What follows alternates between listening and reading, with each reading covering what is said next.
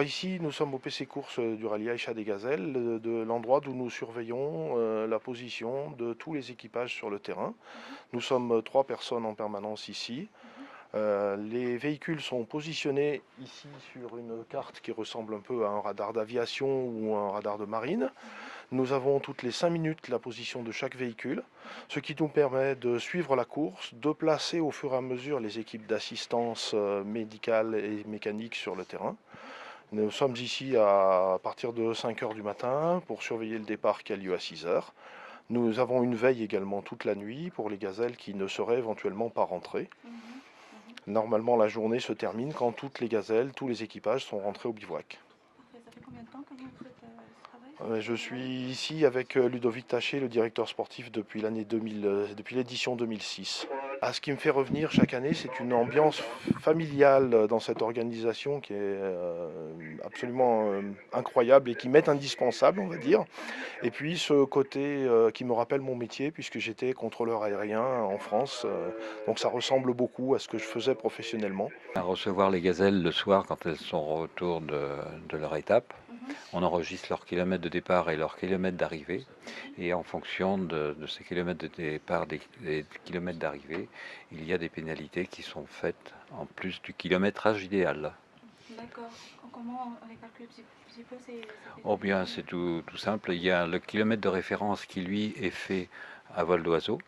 D'accord. Et le kilomètre qu'elles ont réalisé sera en plus du kilomètre de référence.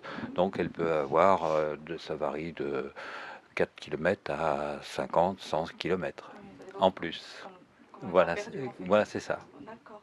Et donc vous faites ces kilométrages par rapport au pointage, au CP de pointage. C'est ça. Donc vous attendez qu'on vous ramène tous les... Voilà, c'est ça. Tous les CP doivent être pointés dans l'ordre.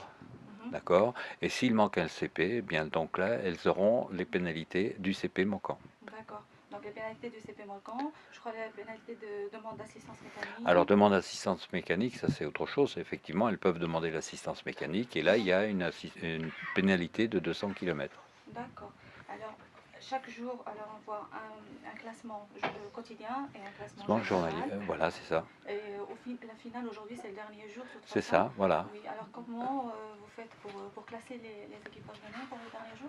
Alors bien, on rentre l'équipage, on rentre l'étape du jour, on rentre l'étape du jour et après cette étape du jour, on peut établir le classement général du rallye, qui lui se fera pas avant ce soir entre 22h et 24h quoi.